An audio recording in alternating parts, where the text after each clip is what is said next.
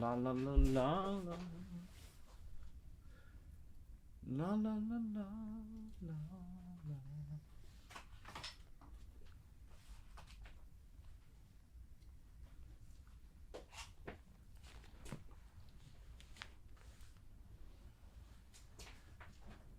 And yeah, just press play on the movie. Dun-dun-dun-dun-dun. Bum, bum, bum, bum, bum, bum.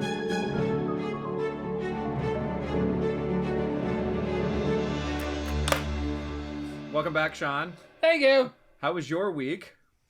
My week was just dandy.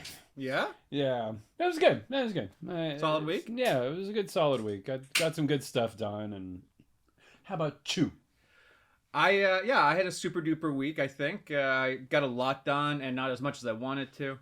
But, you know, I'm always looking forward to these podcasts with you. Yeah, it's always fun. Yeah, so Bowfinger, I threw it on you, and I brought it up because you had mentioned something about like fucking your way to the top. And I wanted to mention Heather Graham in the movie. Which is, but if I'd mentioned that, I would have ruined like the surprise of how Heather Graham is hands down the only character in this movie. Where do I go to be famous?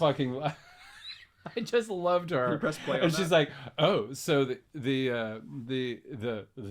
screenwriter is in charge of that, huh?" So she fucks the screenwriter, which is hilarious. Nobody fucks the screenwriter. No, that's a little. It's but Steve Martin wrote it. He knows what he's. I have to say that the opening of Bowfinger is truly one of the most masterful openings that I've ever seen. Frank Oz kills it, doesn't he? The way song, that opening shot. Always one more time. It's so well integrated into what this build of who this person is, their life is. Also, what do you call it? A gazebo house? Like, what is that? Like, it's a house that he can't afford. Right? Yeah. Well, he's faulted on. By the way, we no longer need to access to your house to turn off your phone. Oh, that's very funny. And the woman who did that voiceover was really whoever good. that is killed it. Yeah, she killed that little tiny bit. Yes, we no longer. It's very funny. So there it is. There's the opening. The Glendale Players. It was called something. Once Upon a Mattress. Once Upon a Mattress. The opening shot is mind blowing, and I thought that with this opening shot integrated with this song, going into this where he ends the shot with "Wow, that was a great script." I thought that's a great script. Holy hell, this is going to be one of the best movies ever made. And it's not. No, it's not. It is not, but it is a good movie. But this opening should be taught in schools. It is so good. Well, I think that this movie could be shown in schools if you could which we're going to talk about it a bit. This is a fun movie to just deconstruct as a filmmaker. Totally. Yeah, because it's got the Hollywood glamour lights upon it, right? Even though it's nitty gritty and there's lies, but the way that Steve Martin always plays these lies and like the skeeviness, it always has a sense of like, kind of flair to it. It tries to do that. Well, the whole movie is about people trying hard. Yeah. And it's about getting to that end goal and doing whatever you can to make your fucking movie and make your dream happen. Is that. You watch this movie and you remember what not to do, the silliness of what can go wrong, keeping a genuine self about yourself as much as you can, understanding what is skeeviness, like Steve Martin going, I love you. Well, I don't know about that. But I love Betsy the dog. Giving him Betsy looks. the dog. Okay, so that's just it. That was the first thing that got to me when that camera pulls down from that wall of posters, and then it pans across the room, and the dog is asleep on his back with his legs open, and then right at the exact right time, the dog flinches his legs, wah, wah, wah, and then the camera continues its movement. I was just like, how did they do that? But before we really get into it, sure, I want to sort of lay the groundwork for where I'm at. Could you hand me with one of this. those, sir? And it is that it had a $55 million budget. Yes, and they wanted to cut the freeway scene, which cost like $5-10 million or something. Well, they should not have cut that. And Steve Martin said, "We're not cutting the funniest scene in the movie." It's not the funniest scene. It's the last hilarious scene. I don't want to do this anymore. Yes. Okay, so it has a $55 million budget. but it also has You gotta think about Eddie the Murphy, stars. Yeah. and it has Steve Martin. And I don't know how much they were paid, but I could see clearly that $55 million did not go on screen. This was one of those movies also that helped kind of give a punch back to Robert Downey's fledgling career. Well, you know, and he's amazing actually pretty at it. funny in it. He's like, I love him when he's in the, well, he's just like, oh, in the last he's scene? not, he's, oh no, and well, in the first scene, yeah, when he's like, where did this guy come from? Where's Yeah, where, what the hell I was want to that see where this about? goes. Yeah. Yeah, he plays it well. We're getting ahead of ourselves though, because he's not at the restaurant yet. Right. So he's on his way. he's already got the Yeah. he's got so, This okay. is a nice gag where they go back and forth. It is a funny gag. I have a bit of a problem with the fact that they spent a lot of money on this movie and it's not on the screen. And I think you're wrong. Well, it's not. I mean, You're very wrong. it's a $10 right there. million That's a real. That might be a digital effect, but like they had to close down so much of Hollywood to film this movie. okay. So you know That's where a lot of the money is. nothing loses me in this movie at all. How you know at this point, however, the introduction of the ragtag group of cast and crew, I stop believing in the movie so much. They're good comedic characters. You're telling me you don't like when he goes to find a crew, and so they go to the border. Yes, that scene actually took me completely out of the movie and should not be in the movie. It's a terrible scene. I hated it. And it took a lot for me to get back involved in the movie again. Oh, you didn't like them picking up their crew from the border? I thought that was that could be a very funny gag, but the fact that the Border Patrol is shooting at these immigrants who are crossing the border illegally is ridiculous. Well, that doesn't happen. It's a political statement and a joke, and they're trying to fit it in there and make it funny. Yeah, it's not funny. It's not funny. It's fucking offensive as hell. And so, I think that's the point, is that it's offensive that people are being shot trying to cross the border. Yeah, well, they achieved that then. But come on, the immigrants end up like learning. They're like, oh, you can be now, funny. Stanley Kubrick, and they're like, okay, that's much Mr. Bowfinger. later, We got a pro mist. We got a funny. pro mist filter, so we went ahead and shot it with this. Hilarious. A pro mist filter. I fucking love the fact that the illegal immigrants who he sort of like commandeers, who he kidnaps basically, and turns them into crew, turn into this fucking amazing crew. But so at minute 29, which we're not there yet, at minute 29 is when that's where the movie lost me, and it took a lot to bring me back in because I just didn't think. But this scene, though, Steve's just so fucking good. Yes, he is. Robert Downey Jr. is playing it so coy. They all do. If he gives him the script, he flips to the end. Yes. Gotcha, suckers. Yeah. Which And is he what these doesn't- people do. They always flip to the end. Like, was the last line good? I can already see the poster. Like, No, that was all it is spot done. on, Yes. poking fun. Very well done. And we're gonna disappear from him for a little bit to be introduced to KIT. Keep it together, keep it together, keep it together, keep it together. I tried saying it that fast too many times. Keep it together, keep it together. I'm KIT. Keep it together, keep it together, keep it together, keep it together. So it's hard to do. It's hard to do. I'm sure he practiced his ass off. He must have. Eddie Murphy is genius in this movie. Because how come I don't get all the good lines? You give. Where's my hasta la vista, baby? Yeah, you give the white people all the good lines. He goes, hey, right here, the script right here. I went out and found out how many times K was in this, and divided by 3. Okay, that was funny as hell. KKK show with the script like 487 times. And meanwhile, the agent is the only white dude in the room, and all the black people turn around and look. It's like, hey, it's just an action script, It's not Shakespeare. Shakespeare. What's he saying? I'm a spear chucker. So, and everyone again looks at him. Yes, right. And he gets his gun. He shoots. He's like, kid. And what's he say to him? He goes, "We're making a movie, not a film. We're making a movie, not a film. I want exactly. That's a great line. That is a really, really. We're making a movie, not a film. Line.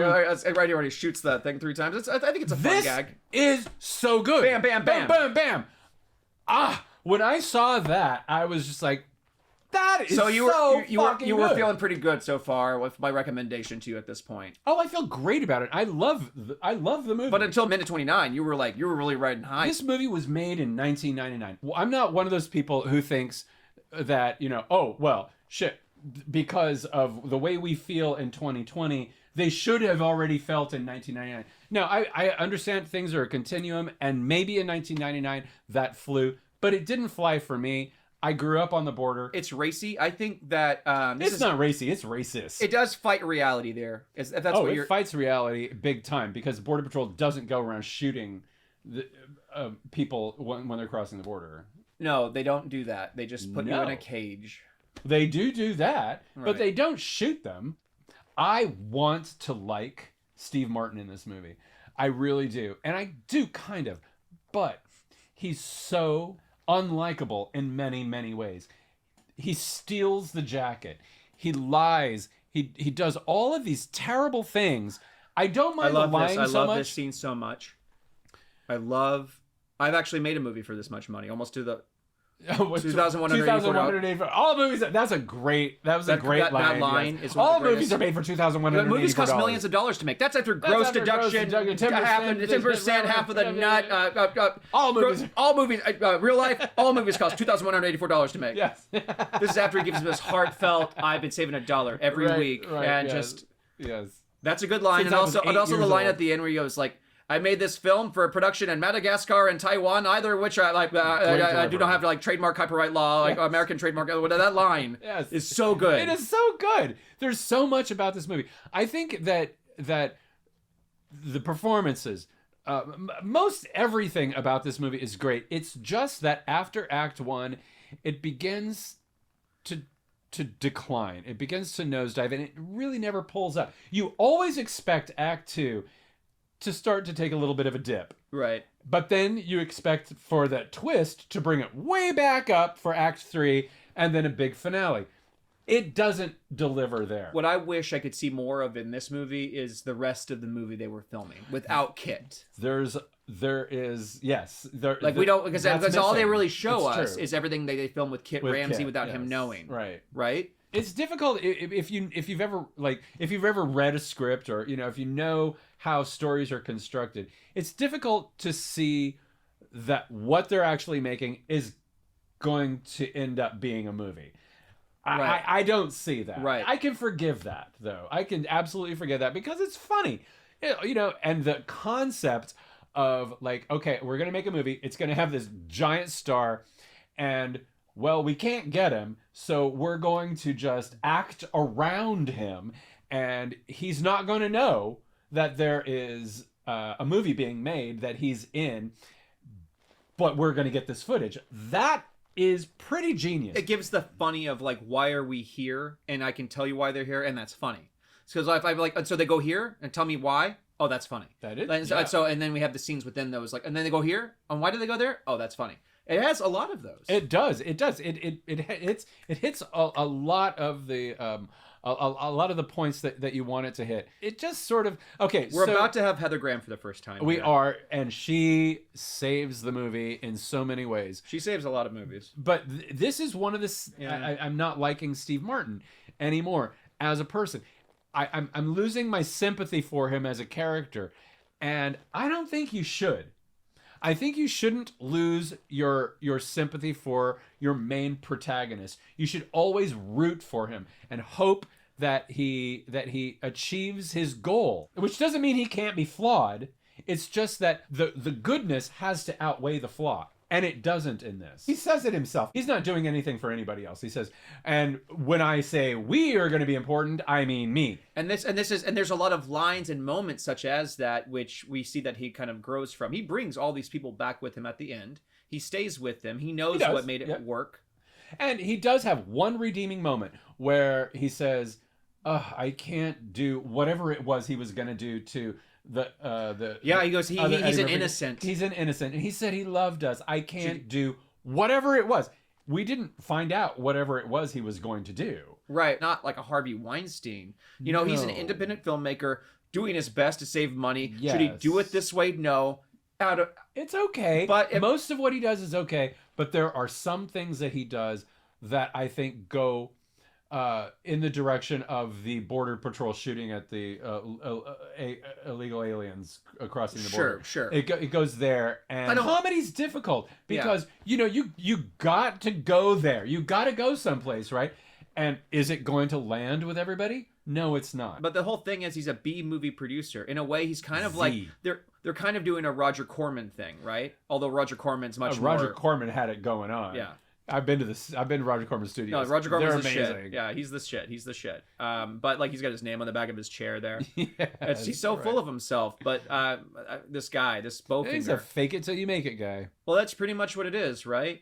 Yes. And but the thing is, And I love that. You say comedy is, it's hard to get it all. Like, you can't like whack every mole, as it were. Right. But I like this movie because it gets me through. Like I can watch. It's reliable to me, and when I watch it, I see a start and a finish at least. Oh, totally. And is it a perfect movie? I don't think so, but it makes me inspired to make movies. Yeah, good. Yeah, Good. It makes me like should. it helps me see. There's not too many movies you can watch in a fun, exciting way that you see everyone go through the entire production. In a sense, and like, oh, okay, cool. Yeah, remember this, remember that, remember this. And it's just like a little punch in the arm.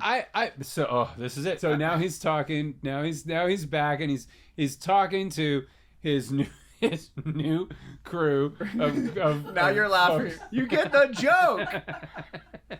He's talking to his crew of kidnapped, Look on their faces. and they're And they're still dudes covered in they're dirt. like, what? And they're holding Yes. their only belongings. And he's like, here, guys, we're going to make a movie. You know what I see right now? I wish you could see what I see, and that's a group of young professionals who are just so, the best I young love professionals. that. I know, it's very sweet. I wanted to say that this movie is kind of like a sister, though, to, you've seen L.A. Story, right? Yeah, I saw it. Yeah.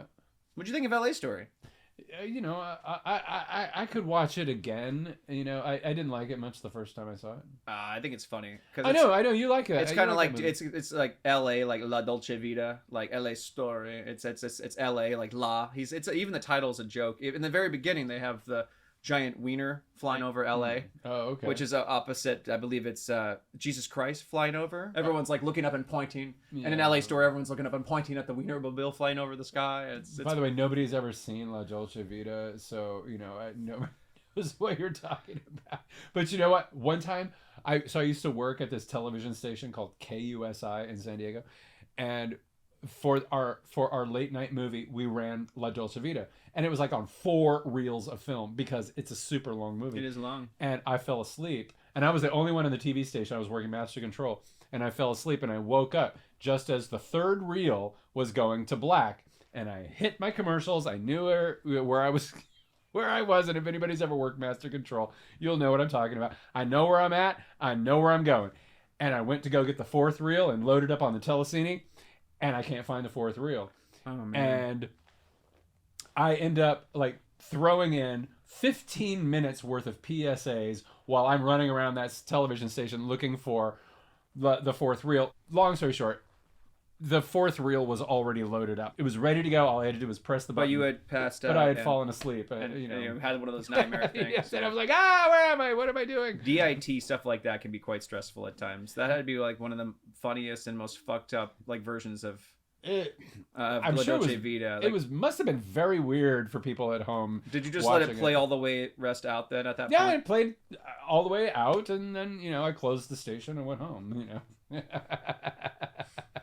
We played Yentl one time too, and I accidentally hit. This is great, right? With the homeless man where he brings the light. This is so. The idea of brilliant. right here, like we'll work for food, and he shines the light with the will work for food foil sign. Like nobody would know the difference of to fit a person in. Oh, brilliant. Yeah, and then here, and like Roller Girl's helping doing, but Heather Graham is helping doing makeup over there. Yes, right. And Christine like makes her entrance. She's genius. You need alien love.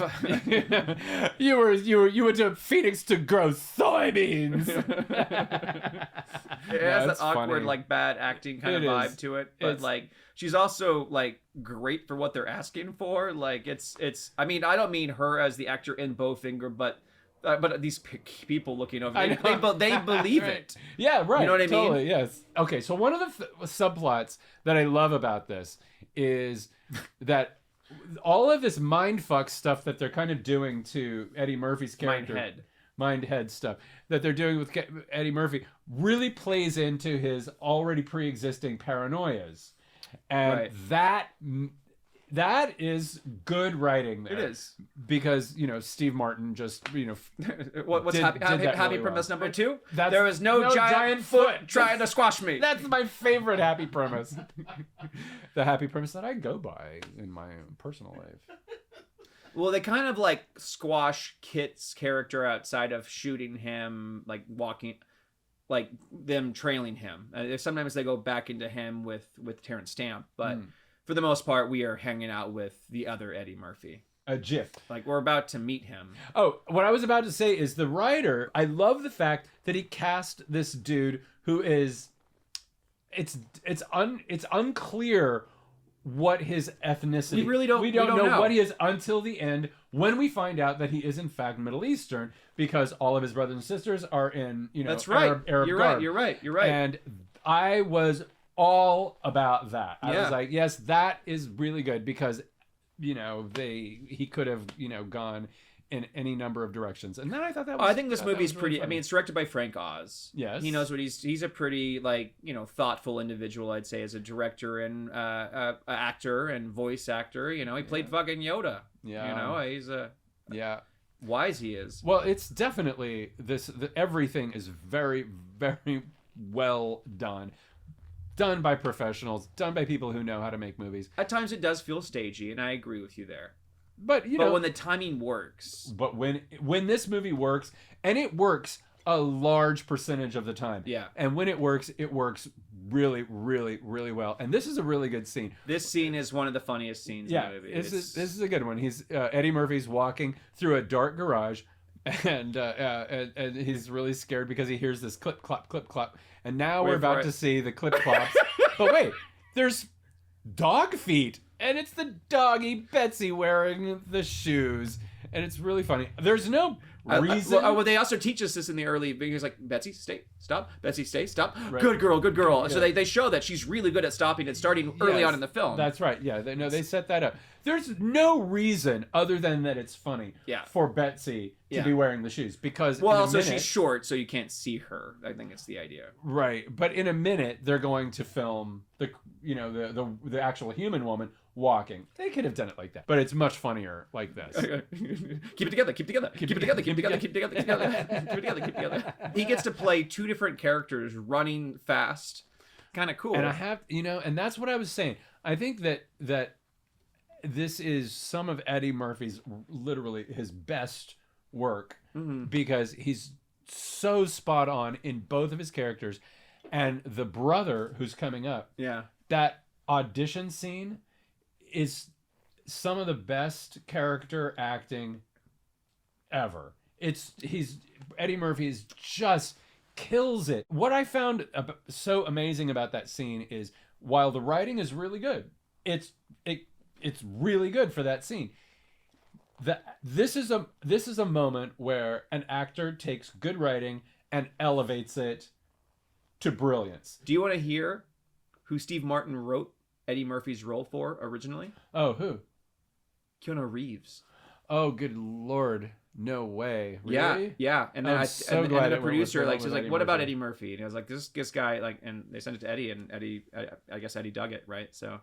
Well, I'm so glad they went with Eddie Murphy, because it would have. I can't imagine it with again, Matrix came out in '99 as well, so he's doing this or the Matrix. He chose well. Yeah, well, yeah, I guess so. I love that moment though, where he's having his friend who looks like him, like wear his same wear the clothes. He goes like, "Okay, do the thing," and he puts the mask in front of his face. Yeah, do the thing. Yeah. The way do the thing. Yeah. Like it's just a little toss away line. Right. It's just so like. But Johnny Depp. Yeah, it's very do the thing. Yeah. I think it's what's really odd well done. Is really this good movie physical. Came out like the same year or so as that movie G, with Eddie Murphy, where he plays God. Oh. Stars Jeff Goldblum, and he is entered as he walks across a highway, not worrying about cars. Oh, really? And it's the exact same fucking shot. But this, like with the cars just like zooming past him. And he goes, whoa! It's got to be composite shot. It is composites. It's like a lot of matting, and a lot of layers. Yeah, and so he keeps getting further and further in front of the layers. You know, it would be much easier to do today with today's effects. Steve Martin is manipulating this guy who's, got a screw loose maybe. It's funny that he's doing that, but I think, again, this misses the mark. Where he wants to go with the comedy in this, where I think it fails is when he does something that is cruel. Is mean. Cruel. Yeah. Cruel. And he's going to steal her credit card in a minute. And you can do that, but then make it so that that some of the heat is taken off of him for stealing the credit card. Make it so that, she brags about how much, there's what am I trying to say?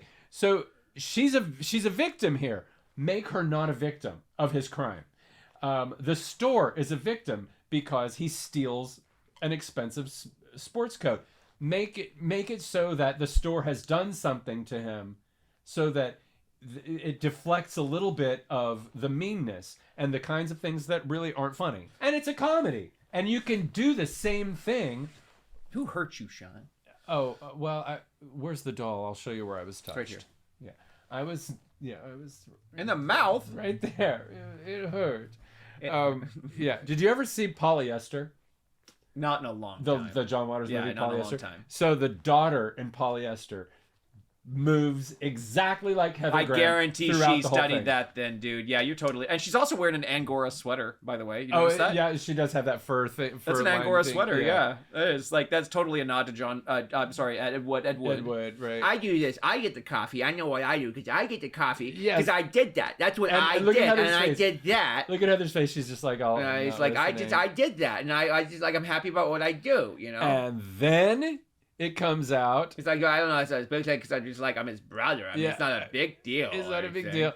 Look, there she she's yeah, like, you see her eyes. They sultry as fuck. Yep, and they're like, she's still on Roller Girl ding! vibes. Yeah, she's so. I think good. she's my favorite character in this movie. I love the fact that she's climbing a really low elevation mountain. Well, no, but yeah, no, that's true too.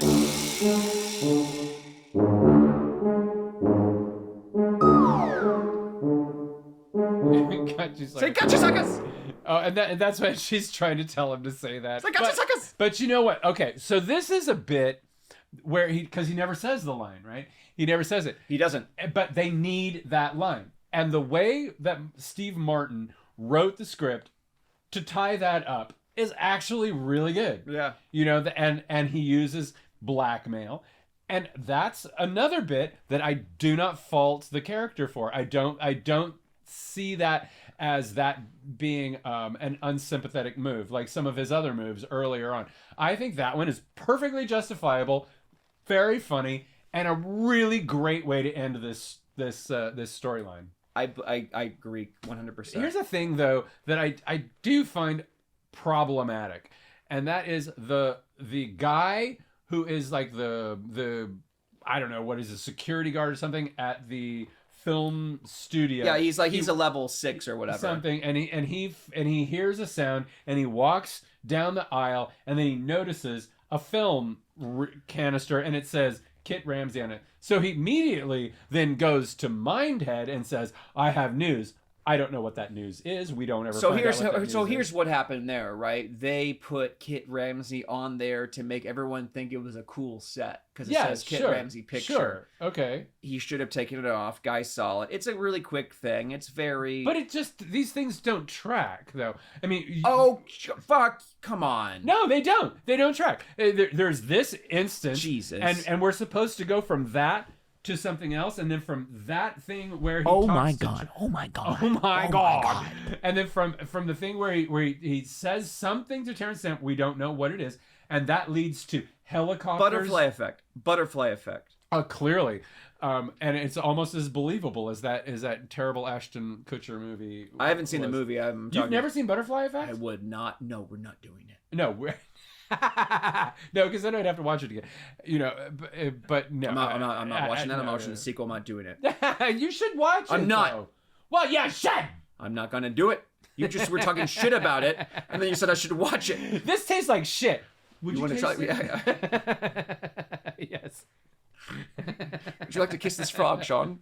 It's a prince. I already did. I love the little montage of Everyone everybody seeing their looking, moment? everybody's having their moment and Yeah. smiling. Isn't it it's good? Very sweet. Yeah, it makes It's me very it sweet. It makes me happy. Yes, me too. So this part right here where he sees himself melting on the screen. yeah. Go in a second here. It's like, how did they get that shot? Did they go in for a retake? everybody loves it. Even Eddie Murphy, who Well, you see that was a double shot. That was like one of the few, yes, that was the only good. double shot in the That whole was movie. the only one. That was the only Right? one. Yeah, I love this. it's the moment. I love this. He's described it, and one day this is gonna happen. And it's gonna happen. This is closure. This is good writing. Steve Martin wrote a good script. They've been upgraded. And they've been a little bit upgraded, that's right. And I think it's very funny that Steve Martin, wrote this scene so that he and Eddie Murphy could have a final scene together.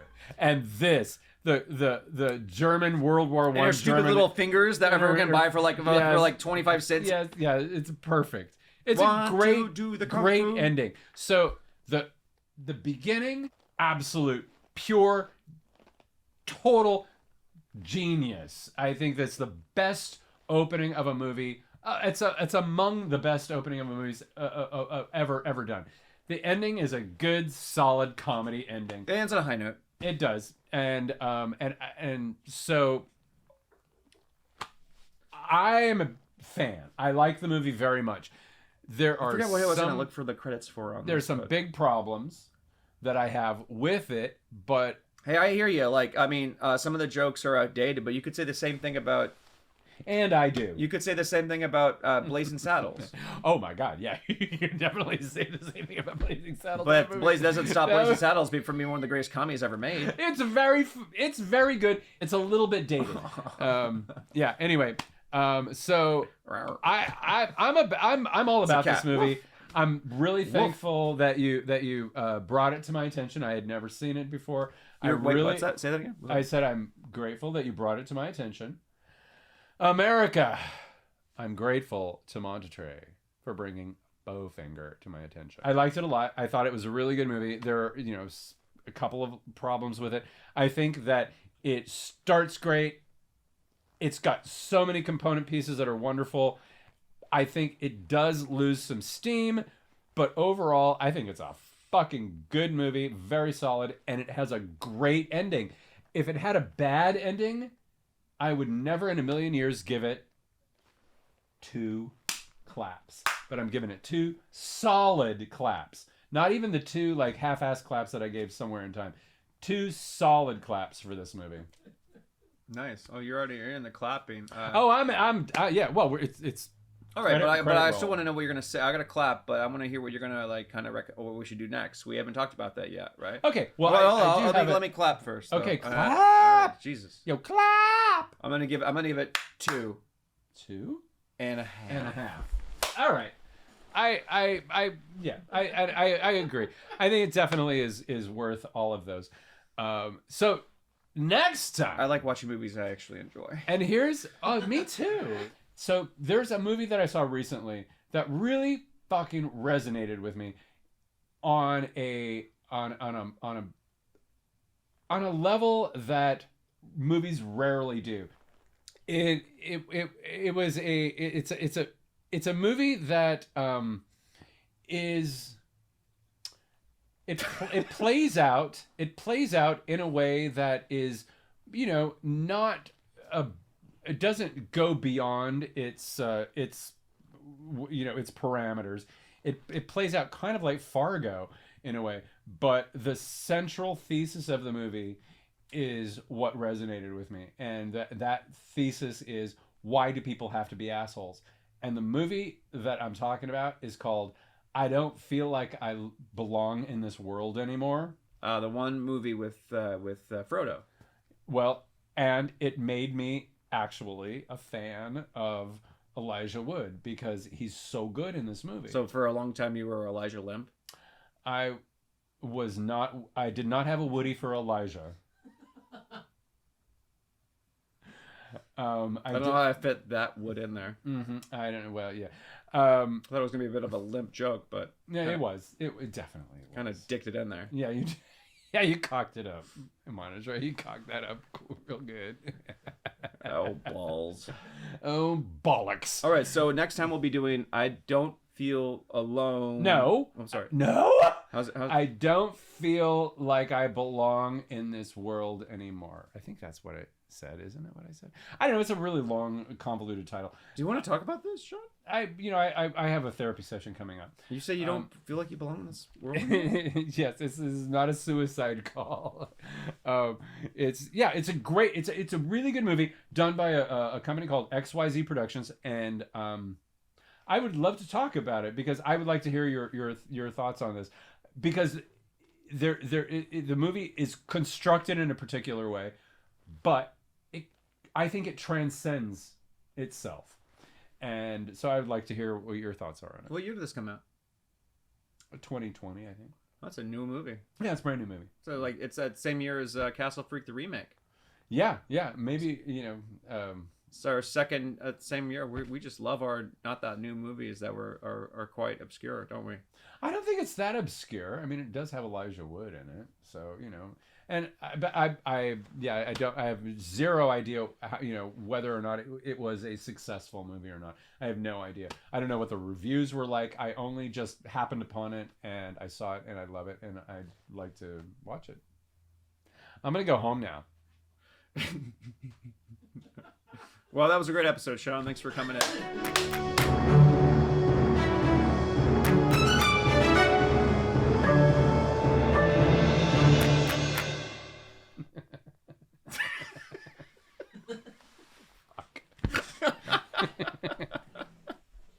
I don't like that ending at all. I kind of do, actually. It's bad. It's bad.